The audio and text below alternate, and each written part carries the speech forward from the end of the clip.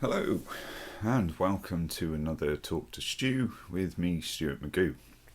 So, in this video, I'm going to be talking about supporting someone living with chronic pain and or chronic fatigue. So, originally I was thinking maybe I'll call this supporting somebody living with a long-term health condition.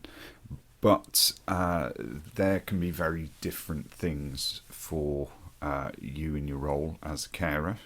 Even if you are a family member, you might be caring for a person and supporting them. And they could have any sort of health condition. And indeed, with every sort of health condition, there's a lot of different factors that might be at play. But one thing that kind of goes across a lot of health conditions is living with chronic pain and chronic fatigue. So you may have heard of a condition called chronic fatigue syndrome, often is referred to as ME. Previously, it was mostly known as ME. These days, the medical term is chronic fatigue syndrome. And that has a lot of crossovers with another syndrome called fibromyalgia. A syndrome is essentially a collection of symptoms that come together to create a syndrome. And so it may not be one set of symptoms, and it may not be the same for everybody who experiences it. There can be differences. The thing that sort of stands out with fibromyalgia that makes it slightly different to chronic fatigue syndrome are the pain levels that a person experiences. Often people who are diagnosed as having chronic fatigue syndrome do end up going on to be diagnosed as having fibromyalgia as well, and many people believe them to be the same condition. Whether that's true or not, there's no specific evidence. Of course, I get a text message while I'm recording. So there's no specific evidence that says that it's definitely that, but that is the modern way of viewing it. But indeed, you can get chronic pain and chronic fatigue from a number of other things. It's very common for a person who has had a stroke to deal with what's called post-stroke fatigue, which is essentially chronic fatigue syndrome, and indeed can last a very, very long time, indeed be a permanent fixture. Anybody who is going through treatment for certain conditions, such as cancer, where they might be having chemotherapy, may develop chronic fatigue as a part of that. Indeed, they may also have chronic pain as a result of it. Also, people who have rheumatoid arthritis or severe osteoarthritis that affects more than 2 or 3 joints in their body would be dealing with chronic pain and chronic fatigue. And so this has quite a significant impact on a person's ability to live. And from the outside, a person with chronic pain or chronic fatigue may appear as if they're perfectly healthy. They may not be looking drawn around the eyes or face. They may not have lost weight. They may not have lost hair. They may appear on the outside to be perfectly healthy, and that can be problematic. Indeed, people that suffer with chronic pain and chronic fatigue often find that they are judged very harshly by the world at large, and encounter a lot of prejudice because of that. And so most people with the condition, and I have to say a lot of that prejudice will have come from medical professionals, so a lot of people with the condition are feeling like they're having to justify themselves all the time and having to say, I am really this poorly, I do have these issues, I do need this support, I'm not a faker. And in fact, it's true that very few people fake being ill, and in fact people living with chronic pain and chronic fatigue, what they're doing is faking being well. Because if you don't get out there, if you don't live your life, then you end up miserable, bored and depressed. Indeed, sitting in bed all day or having to watch, This Morning or, whatever rubbish is on TV during the day is very, very difficult to do. And most people with these conditions would prefer to be out, prefer to be working, and prefer to be getting about, and prefer generally not to be disabled. With all that said, it can be very difficult for somebody who's living with somebody who has these conditions to be able to respond to their needs. And indeed, a lot of people report to me that their relationships suffer quite considerably once they've developed a condition like this. And so I've had conversations with a few clients, usually carers, where I'm sort of coaching them really on how to sort of better manage those relationships and respond to those needs. And simply by understanding a few things, you can make quite some significant changes that actually make things a lot easier for both of you, and indeed probably will strengthen your relationship rather than it becoming a barrier. So I'm going to try and be fancy with the video and put some things up on the screen as I talk. So what's the first thing to think about? The first thing is to be person-centered. Now, you've probably heard the phrase person-centered come up, and you may even know what it means already, but nonetheless, I'm going to do a little explanation about what it means to be person-centered. So, for people like me who work in this kind of field, most of our training is around being person-centered. And this sort of originated as an idea way back when, in the 50s or 60s, by a chap called Rogers, who was a psychotherapist who developed the person-centered listening technique, often referred to as Rogerian therapy. And that basically involves that the counsellor or supporting person puts all of the focus onto the client in terms of the conversation and allows them to lead the conversation and take that direction in the conversation into their own hands.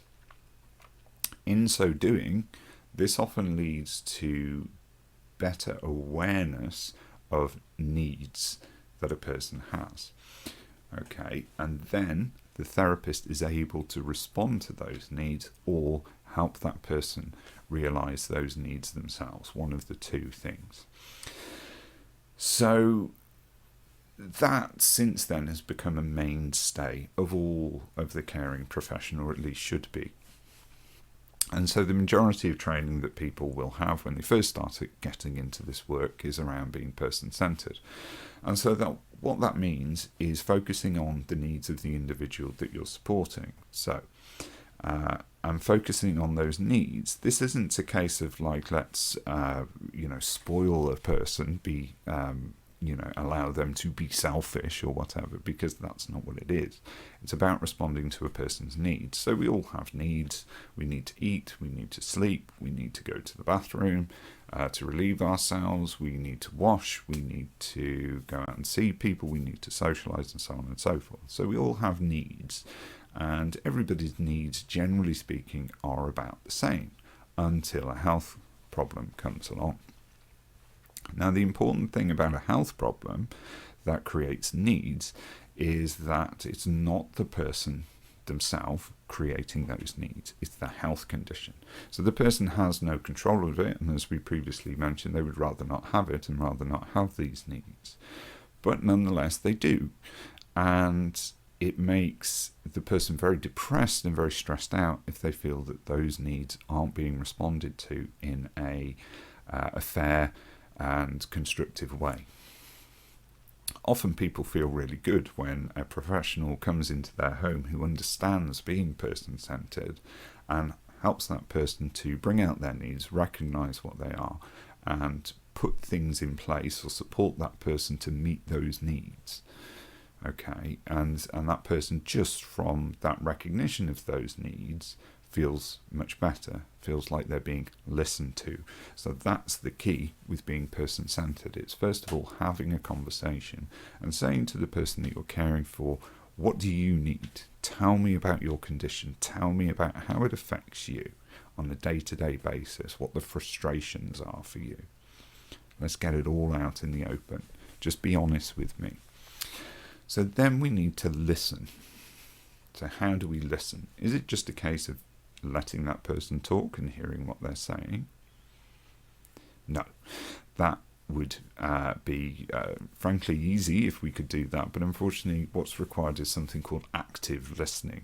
So you might have come across this before, but active listening is listening to what a person's saying and trying to pick up on the key underlying points of what it is they're saying. Now, some people can be very straight to the point, and those people are great. They get to the point, no problem at all.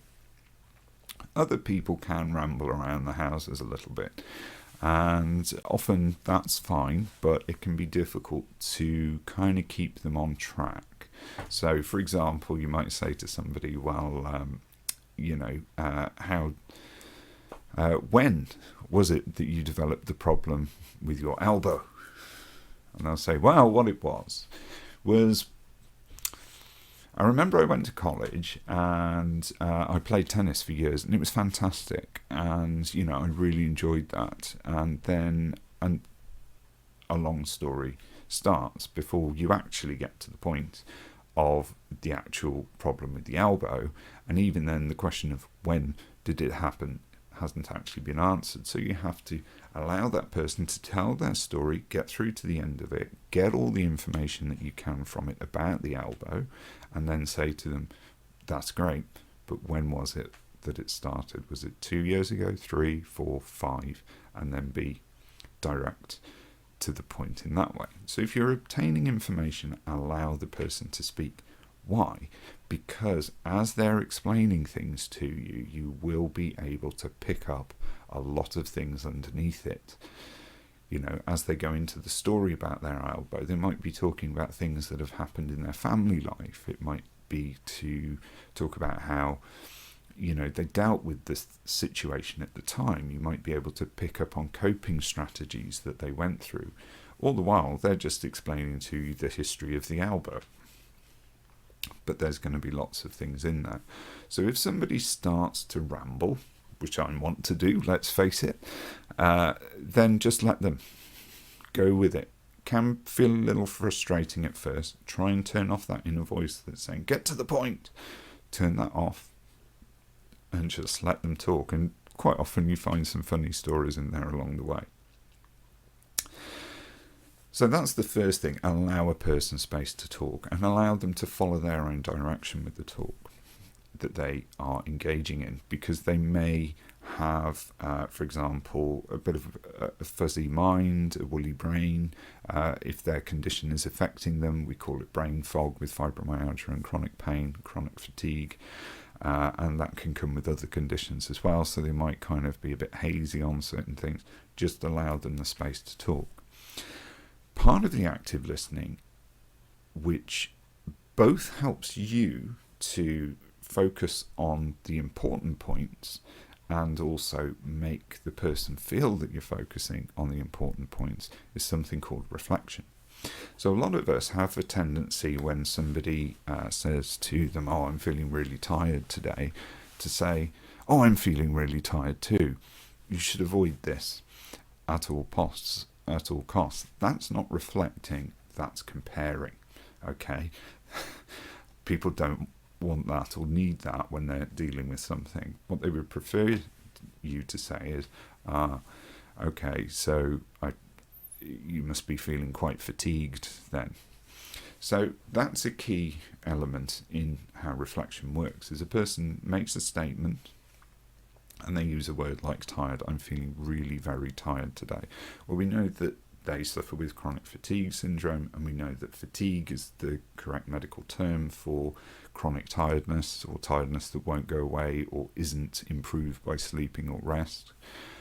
So we can use that word, replace their use of tiredness with fatigue, and it shows that we've actively engaged with what they've said to us and that we've understood it. So we can say, so you feel fatigued today. Okay, is there anything that I can do to support you with that? What do you need to do to manage your fatigue today? So reflection can be that simple on the face of it. It can be a little bit more complex, where people are talking about emotions, and you can surmise how they might be feeling. So a person may be saying to you, well, I've gone to the doctor with this and I've gone to the doctor with that, and they feel, they always sort of poo-poo me and tell me to go away, and the appointments are really short, and I just end up walking out of there feeling like, why do I bother?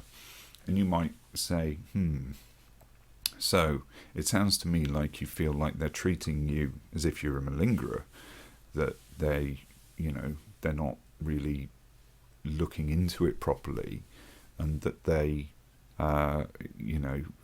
essentially are abandoning you. That person will go, yes, that's exactly how I feel. So you're thinking to yourself, how would I feel if this situation was happening to me? I would feel abandoned. I would feel like I was being treated like I was a malingerer or a liar, things like that. So that's what you would then sort of say in response to that person. It's that picking up on what's said underneath it and reflecting on that. Now that reflection then identifies a need. This person has a need to be taken seriously by their health professionals. So that's what you could then focus on with them. Well, how can we approach that? Now that might sound like a bit of a separate thing from pain and chronic fatigue, but actually, if you've got somebody helping you to navigate the health services, that really can be very, very helpful. Quite often, the stress of dealing with these things causes more fatigue and causes higher levels of pain. So if you feel like you've got somebody who can help you with that, even if it's just talking it through and looking at different options, that makes a huge difference. So now we come to point 2. And this is an important one. We kind of touched on it slightly in the last conversation. How do you get across to a person that you understand what they're going through? Well, newsflash, you can't. You don't understand. It's as simple as that. Okay, you can empathise with that person, but unless you have that condition yourself, you're not going to be able to understand. And so it's recognising that sometimes you're not going to be able to get your head around why they need certain things in a certain way, or to do certain things in a certain way. That isn't something that you need to do. That can be very difficult. But what you can do is empathise with that person. So we touched on that just a couple of minutes ago with saying, well, if I was in this situation, how would I feel about this happening to me? Or, I remember on one occasion, years and years ago, I had a partner who said, how was your day to me? And I said, well, it's not been a good day. I've just been in so much pain. I've just not been able to get out of bed all day. And she responded by going, oh, well, I wish I could lay around in bed all day. No, you don't. You don't. Trust me on that, you don't.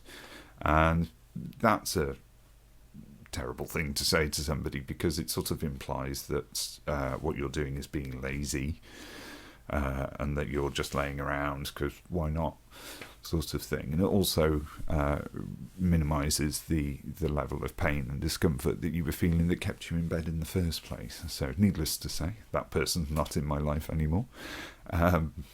But if you're with somebody who comes along and says, well, look, I don't quite get it, I don't quite understand, but you tell me what you need and I'll do my best to deliver on that, then you've got a keeper. Do you know what I mean? And if you're that person, that's how you need to respond to things that come up. So one particular area which is quite difficult for a lot of people with fibromyalgia is sound. Okay, fibromyalgia, people get a physical pain response to certain sounds. So this is different to autism, where people might sort of hear a sound that causes an elevated stress response in them and might cause them to have a meltdown or a panic attack, high anxiety, the noise is too much. It's different to that. It's an actual physical pain where the entire body feels like it's being electrocuted. And this can come from all sorts of random things. It can come from a loud bang. It can come from a certain household appliance like a Hoover or washing machine or something like that that makes usually particularly high-pitched noises. Or it can be, as I say, loud bangs or thumps or bumps and things like that. Additionally, people with fibromyalgia tend to pick up on vibrations a lot more. So you could be upstairs doing something, they're downstairs, and you're just walking around normally on the ceiling. But to them, it feels like stones are raining down on them from the sky, sort of thing, because you just get this pss, pss, pss, where it feels like somebody's kind of electrocuting you, and it comes from the inside and goes out. That's very difficult to get across to people. Do you need to understand that? No, you don't. You just need to empathise with it. So are there adjustments that you can make that can minimise that for that person when they're in that sort of frame of mind or state? You know, if there aren't, are there ways around it? So, for example, there may be things you need to do around the house. You may need to do the hoovering. What can you put in place to, or what can the person put in place to minimise the effect of that? So, you know, when my partner needs to hoover, I've got some noise cancelling headphones. I bang those on. I play some music. If it's a nice day and I'm feeling up to it, I'll sit in the garden, or I'll, you know, lock myself away, kind of thing. Equally, there's days when I'm feeling well and I'm not having that effect from the fibromyalgia. So, you know, I think, well, I'll do the hoovering and I'll make sure it's all clean and tidy. And, you know, and then I've got one in the bank for next time. You know, everybody should be doing an equal share in the household work as much as possible. But with the variable nature of a condition like fibromyalgia or other health problems, it can be that you might be thinking, well, you know, I'll give it a miss today because actually it might cause a flare-up for tomorrow and things like that. So there's ways around things. But all of this comes down to having conversations, and open and honest conversations, non-accusatory, and also not taking it personally if people use the wrong language when they're telling you about something. So if somebody says, well, it really bothers me when you do this, bear in mind it's the thing that's happening that's causing them upset, not you doing it. Do you see what I mean? So there's often solutions if you can say, well, look, you know, okay, I can understand that you would be bothered by that, or I can empathise with that you would be bothered by that because of your condition. So what do you suggest I do instead? Because that's something that needs to be done. Okay, so this is the next point. Change how you ask questions. So a lot of the time you might ask a question that you think is completely innocent, and it may well be. There's nothing behind it at all, but it can be interpreted in the wrong way by a person who's dealing with something like this. So one thing I sort of say to people that I speak to who are supporting a partner with this kind of condition, usually they're a man, and they're maybe not the most sensitive of people anyway, and I'll say to them, you know, change how you ask the questions. So one thing you might start off with is try and observe, first of all, when you come home or come to see your partner after not seeing them all day, maybe you've been at work or whatever, try and observe how they're behaving. First of all, look at the expression on their face. If they look like this, they're probably in a lot of pain. If they look like this, then maybe they're not so much. But nonetheless, try and say, how are your pain levels today? Don't say, you're right. And because everyone, particularly in Britain, if you, with the question, you're right, you'll go, yeah, fine, sort of thing, without actually going into it. It's just that surface level of things, and it doesn't really tell us much. Say, how's your day been today? Oh, well, I've struggled a bit with this and that. Don't say, oh, well, I was hoping you get this and that done. Say, oh, right, okay, so how are your pain levels today? They're quite high. How are your fatigue levels today? Is it quite a bit? Okay, is there anything that I can do to support you with that or help you with that in any way? And then have those conversations. Don't be accusatory. Don't be stressed about it. There's always tomorrow. And that's something that's really important with these conditions. There's always tomorrow. And if you get tomorrow to tomorrow and tomorrow's not so good, then there's always tomorrow. These conditions change all the time. And I'll come on to that a bit more in a second. But bear that in mind when you're having these conversations. What seems like it's really important, really needs to get done, probably doesn't. Probably can wait another day. Or there will be a different way of dealing with it or a different way of doing it. So explore what all of those things are. So the next element, and this is really important, is shifting sands. Okay, with all health conditions, there is going to be an element of shifting sands. So what does that mean? Well, if you're walking through the desert and you might think, oh, you've got a good foothold on something, you might put your foot down on another dune and find that actually it's not that stable and it'll slip from under you. And you might go to bed and the desert looks a certain way, and then you get up in the morning and the landscape has completely changed and you're a bit confused as to exactly which way is north. So that's where shifting sands as a concept comes from, or where the analogy comes from. So within health, particularly long-term chronic pain, chronic fatigue based health conditions, or not based, or that have that as a strong element, you just don't know where you're going to be from one day to the next. You may have a really calm day. You might do all of the things that the medical professionals tell you should do to prevent you from having a flare-up of the pain or the fatigue the next day. You might have kept your output to a minimum, been quite relaxed, nothing stressful happened throughout the day. By all accounts, you should have a good day tomorrow. Go to sleep, wake up for some reason, agonising pain, can't move, hardly able to get around apart from to make yourself a cup of tea, and even that's an effort. That's, not great sort of thing. It can be very frustrating. You could have really important plans and they're just completely ruined by this condition. Equally, you can do a lot in one day and think, oh my God, I'm going to suffer tomorrow, and actually you feel all right. And you're surprised by this. And so that very random kind of shifting of the floor from under us with managing these conditions can be quite difficult, but also it can be quite difficult for a carer because they're not experiencing that at the same time, so they can have challenges in dealing with that. If they have been looking forward to plans as well and things, it can be upsetting that has changed.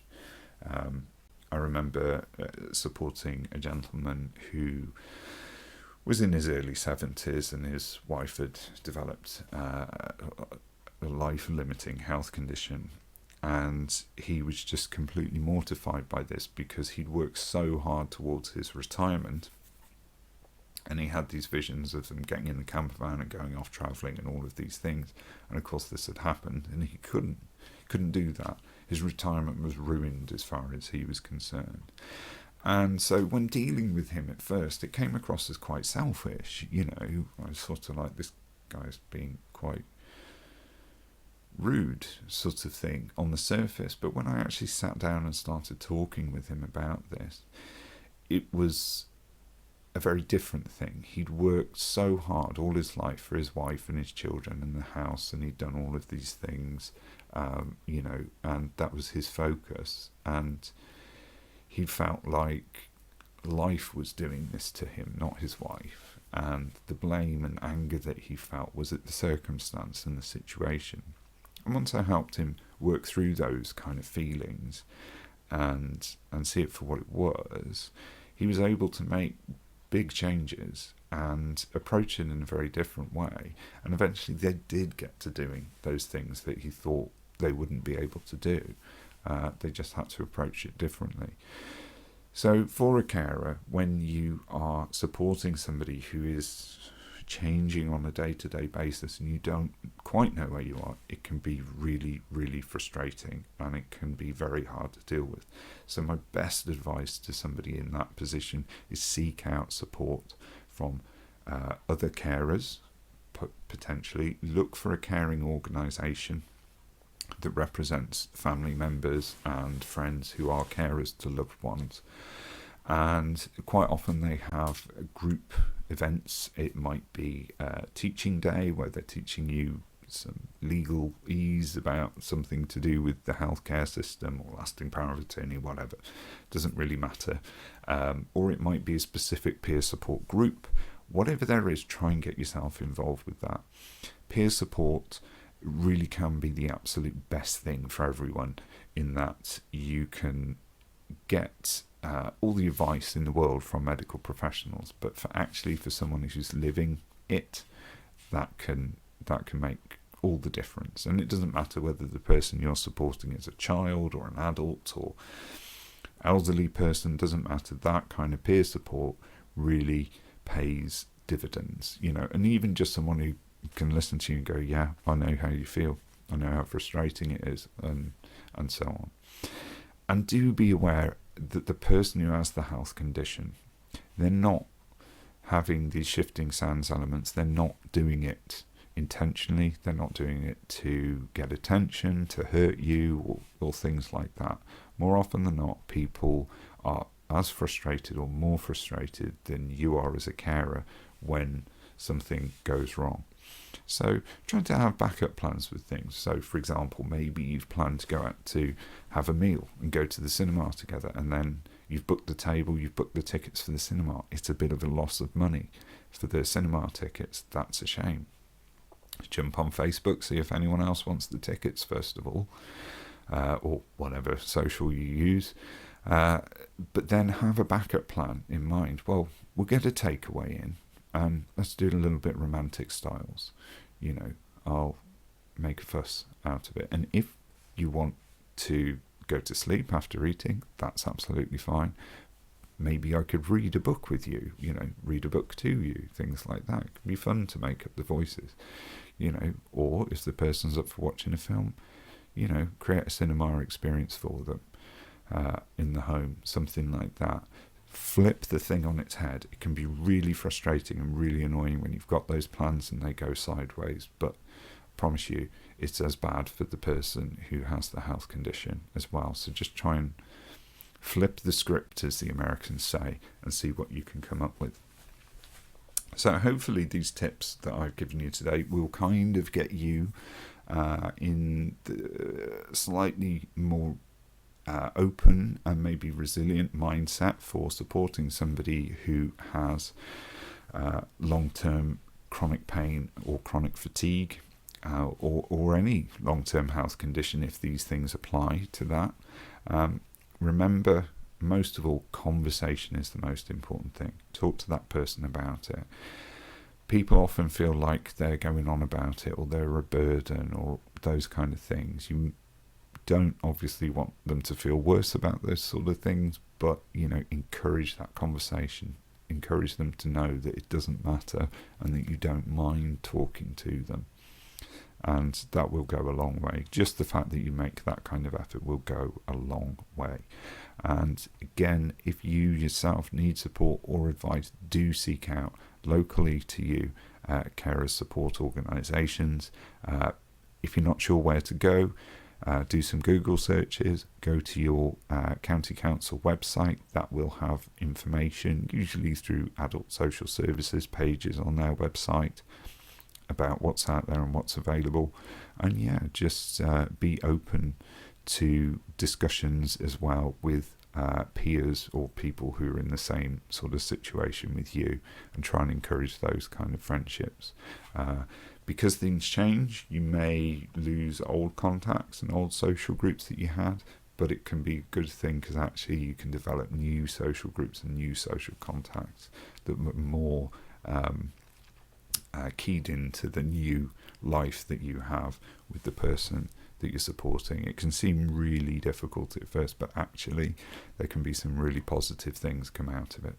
So thanks for listening. If you enjoyed this and you want to get more wellbeing and advice videos or advice on benefits and support, please like and subscribe to the video and share it with anybody that you think will benefit from it. Okay, thanks once again, and see you soon.